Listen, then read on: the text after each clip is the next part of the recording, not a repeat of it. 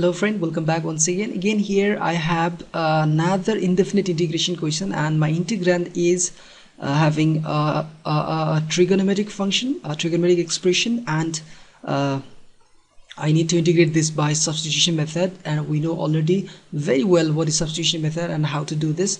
As I had told you, we have to substitute the value. We need to change this all, this independent variable x with some new function as we do t, and what we need to substitute, what we need to suppose as a t, that determines by looking the question, that depends on the thing that we're going to suppose, that expression's derivative is whether present in the integrand itself or not. If it is present, then that will be the new function that we will suppose as a new function t.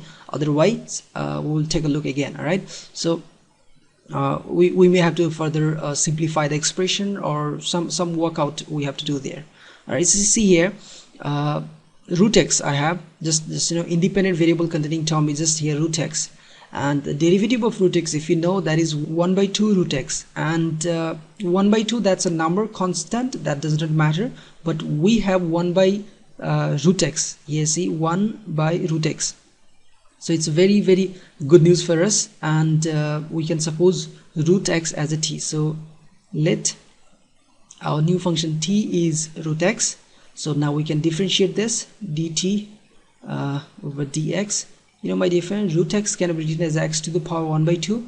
So directly I'm using the power rule here, x to the power 1/2 over dx, and the power and the base raised to the power -1, the power rule of differentiation. So it's going to be x to the power -12/2. Simply I can say now this is 2 root x. So what I can say, that dt equals to dx over root x. And now you might be asking, where is this 2? This 2 will go here.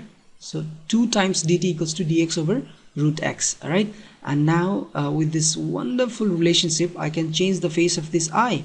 All right, I means integral, and that's going to be, now see, cos root x. Okay, so cosine root x. In the place of root x I can put t.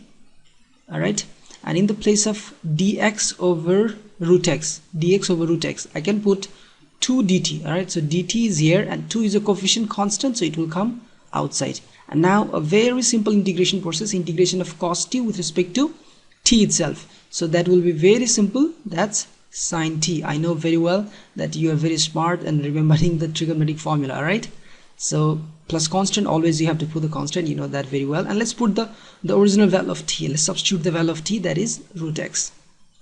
So 2 sine root x plus some constant, and that's our integral. I hope you understand this, and if there is any more confusion or doubt, then please feel free to comment below this video. I'll definitely get back to you.